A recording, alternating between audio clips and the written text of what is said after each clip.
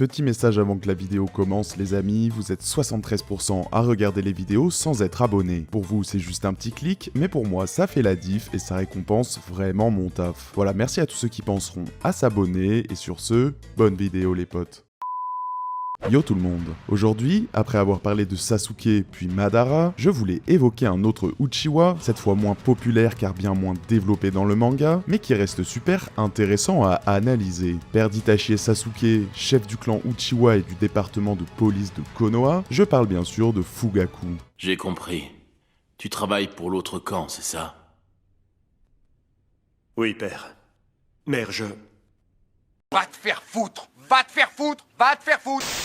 Dans cette vidéo, on va essayer de déterminer la puissance du personnage en analysant son lore, et à la différence des analyses précédentes, on va ici s'appuyer en majorité sur les deux romans Itachi Shinden plutôt que sur le manga, vu que c'est dans ceux-ci qu'on en apprend le plus sur le personnage de Fugaku. Ceux qui ne l'ont pas lu, ne vous inquiétez pas, je spoilerai rien d'important pour le scénario des bouquins. Mais allez, assez blablaté, on passe directement à l'analyse, juste après le générique. Let's go. Contre-culture. Contre-contre-culture. Contre-culture.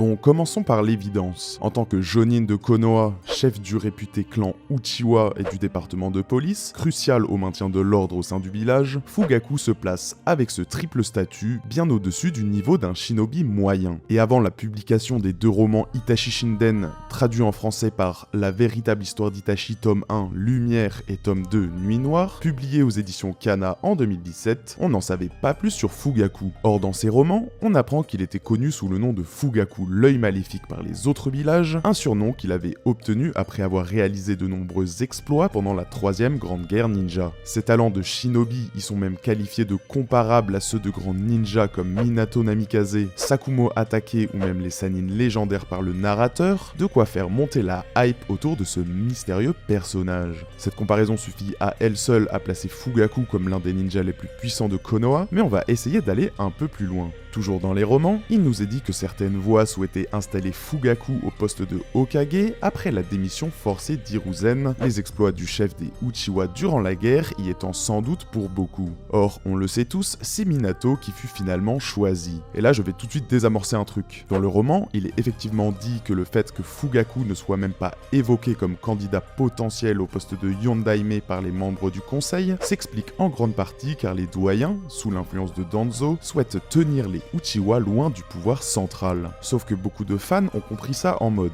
Fugaku était aussi puissant que Minato, ou même Orochimaru qui avait également été évoqué comme potentiel Yondaime, et seule son appartenance au clan Uchiwa l'a empêché d'accéder à ce rang ultime pour un shinobi. Mais pour moi, il s'agit là d'une mauvaise interprétation, ou du moins d'un raccourci de ce qu'essaie de nous raconter le roman. Je m'explique. Lorsque les lieutenants de Fugaku dénoncent cette injustice, ils reprochent au pouvoir central de ne même pas avoir évoqué leur chef comme candidat, et ils voient en cet oubli une preuve du manque de considération envers le clan Uchiwa. À aucun moment, ces derniers ne disent texto que Fugaku méritait plus ce poste que Minato ou Orochimaru. Encore une fois, ce qui les agace, c'est le fait que le nom de Fugaku Uchiwa n'ait même pas été envisagé. D'ailleurs, Fugaku lui-même considère que son rôle est de diriger le département de police, et il ne semble par conséquent pas aussi déçu que ses lieutenants de cette décision. Bon, cela dit, on apprendra plus tard qu'il rêvait autrefois d'être Hokage, mais qu'il avait abandonné l'idée après avoir réalisé la difficulté quasi insurmontable de diriger Konoha lorsqu'on est un Uchiwa. Finalement, ces lieutenants vivaient juste la même désillusion qu'il avait autrefois vécue et qui justifiera d'ailleurs le mouvement de révolte des Uchiwa contre le village un peu plus tard. Mais bon, j'en dis pas plus là-dessus, sinon ça spoilerait un peu trop l'intrigue de ces super bouquins. Bref, pour en revenir au lore de Fugaku,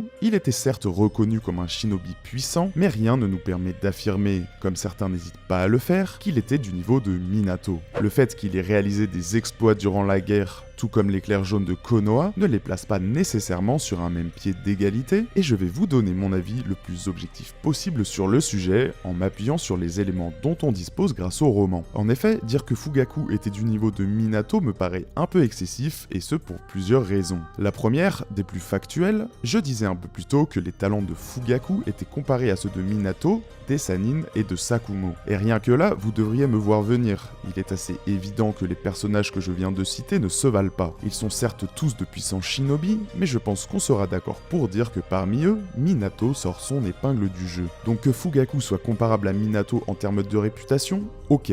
Mais il me paraît difficile d'affirmer qu'ils sont comparables, vu le peu de choses qu'on sait et qu'on a vu sur Fugaku. Et pour appuyer mon idée que Fugaku est très puissant mais pas au niveau de Minato, on peut notamment évoquer le fait que Shisui était confiant à l'idée de le placer sous l'emprise de son Koto Amatsukami, ou encore le fait que Sasuke affirme qu'Itachi est meilleur au Shuriken Jutsu que leur père, alors que le mec n'a que 11 ans. Alors là, vous me direz qu'Itachi est un génie, que les comparer n'a pas de sens, blabla. Mais justement, si, les comparer a du sens et les romans ne s'en privent pas d'ailleurs. En effet, il est dit à plusieurs reprises dans les livres que le talent d'Itachi pour les arts ninja lui venait de son père, mais que si les progrès fulgurants d'Itachi rendaient fier Fugaku dans un premier temps, ils commencèrent peu à peu à le rendre jaloux, voire à l'inquiéter. Or, pour ceux qui ne le savent pas, les romans couvrent la vie d'Itachi de ses 4 à 12 ans, âge auquel il quittera Konoha et rejoindra l'Akatsuki. De plus, pour continuer sur le débat Minato versus Fugaku, le premier était le seul génie dont la précocité était comparée à celle d'Itachi, enfin c'était plutôt l'inverse mais bon, on s'est compris, tandis que le second semblait, comme on vient de le voir, dépassé par son fils, alors âgé de seulement 11 ans. Et alors là, je vous vois venir, du coup j'anticipe, je commence à vous connaître. Vous allez me dire qu'avec son Mangekyo, il est possible que Fugaku soit bien d'un niveau comparable à celui de Minato, et que ce que je viens de dire sur la supériorité d'un Itachi prépubère sur son père n'a aucun sens, vu que dans l'anime, il est dit qu'Itachi redoutait l'affrontement avec son paternel. Eh bien les amis, transition toute trouvée pour évoquer justement le Mangekyo Sharingan de Fugaku.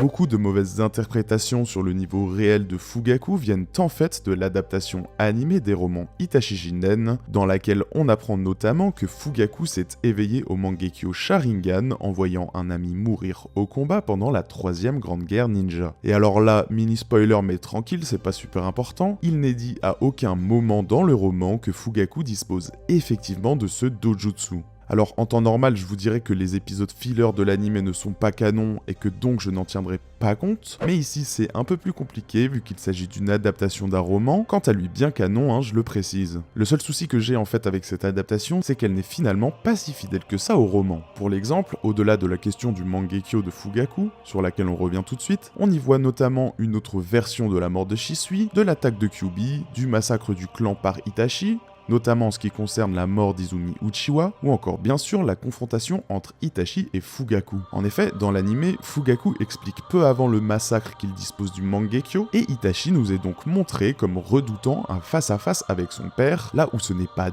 du tout le cas dans le roman. Mieux encore, dans le bouquin, Itachi met des coups de pression à Obito, qu'il croit être Madara, donc autant vous dire que ce n'est pas Fugaku qui va lui faire peur. Bref, tout ça pour dire que dans le canon, Fugaku est certes un shinobi très puissant, mais il nous est décrit comme inférieur à un Itachi âgé de 12 ans et qui vient tout juste d'éveiller son kaléidoscope hypnotique du Sharingan. Pour ceux qui doutent de ce que je viens de dire à l'instant, je vous invite vraiment à relire les romans, ça y est assez explicite. Bon, avec tout ce que je viens de dire, vous devez vous dire que je sous-estime pas mal Fugaku, mais en vrai, il reste très puissant quelle que soit la version, et j'irais même jusqu'à dire que l'idée qu'il dispose en effet du Mangekyo Sharingan dans le roman n'est pas à exclure, et ce pour 2 raisons. La première est que, lors de l'attaque de Kyuubi, sur Konoha, Fugaku se dit prêt à se rendre sur place pour tenter de contrôler le démon à queue avec ses Sharingan. Or, dans le lore de Naruto, les seuls personnages ayant réussi cet exploit sont Obito et Madara, disposant tous deux du Mangekyo comme vous le savez. Donc de là à dire que c'est aussi le cas de Fugaku, vu sa confiance en sa capacité à contenir le démon renard, il n'y a qu'un pas. Deuxième raison, alors que les relations père-fils entre Itachi et Fugaku se détériorent, ce dernier s'énerve contre son aîné, qui dit alors ressentir un chakra différent de d'habitude émanant de son père. Alors difficile de conclure que c'est celui de ses Mangekyo, ça pourrait très bien être un chakra plus sombre entre guillemets, dû à sa colère, vu qu'on sait aujourd'hui que l'état émotionnel d'un personnage affecte son chakra, comme nous l'a notamment dit Karine, mais c'est forcément intéressant à noter quand on cherche des preuves en faveur de la théorie des Mangekyo de Fugaku. Autre petit argument en faveur de cette théorie, Lorsque Sarada étudie le clan Uchiwa dans un épisode filler de Boruto, on peut voir le symbole du Mangekyo de Fugaku dans un des ouvrages, ce qui prouve que l'idée d'un Fugaku possédant le Mangekyo Sharingan est quand même bien ancrée dans le lore, même si, là encore, c'est un filler dont la notion de canon est pour le moins discutable. Voilà, donc il est fort possible que Fugaku dispose des Mangekyo Sharingan dans le canon, mais à noter que même si c'est le cas, cela ne le placerait pas nécessairement au-dessus d'un Minato ou d'un Itachi, qui sont tous deux dans le top tiers du monde shinobi, mais il serait alors indiscutablement de niveau Sannin, voire Sannin+. Et si on extrapole et qu'on considère qu'ayant deux Mangekyo, il dispose d'un Susanoo, alors il serait largement de niveau Sannin+. Mais sans preuve concrète de ça dans le canon, je pense que le placer dans un tiers plus proche de Sakumo Atake, Tsunade, Jiraiya en forme de base ou Orochimaru Nerf reste plus cohérent. Pour conclure, je dirais qu'avec sa maîtrise parfaite de ses Sharingan, couplée à son Katon surpuissant, le plus puissant du clan avec celui de Shisui du propre aveu d'Itachi alors seulement âgé de 8 ans, ainsi que son excellent Shuriken Jutsu, il est tout à fait possible que Fugaku ait eu l'étoffe pour devenir Hokage, et ce même sans Mangekyo Sharingan. Parce qu'on a tendance à l'oublier, mais aucun attribut héréditaire, aucune technique n'est plus puissante que la volonté et la persévérance, et c'est d'ailleurs l'un des grands messages du manga Naruto. Il est assez clair que Fugaku, qui rêvait autrefois d'être Hokage, s'est entraîné sans relâche pour devenir le meilleur shinobi possible, aiguisant son talent afin d'atteindre son objectif, qui lui échappera malheureusement car il appartenait non seulement à un clan discriminé, mais également car la concurrence était très rude. Voilà les copains, on a fait le tour de cette analyse du personnage de Fugaku Uchiwa, j'espère que ça vous a plu. Si c'est le cas, je vous invite bien sûr à liker la vidéo, à la partager et à vous abonner à la chaîne, ça m'aide de ouf, vous connaissez la chanson. Dites-moi en commentaire ce que vous pensez du personnage de Fugaku, et où vous le placeriez en termes de puissance par rapport à d'autres personnages comme Itachi, Minato ou même les Sannin. Vous le savez, je vous lis tous et j'adore échanger avec vous en commentaire. Sur ce les potes, il me reste plus qu'à vous souhaiter une super journée ou soirée, et à vous dire à plus sur Contre-Culture. Peace.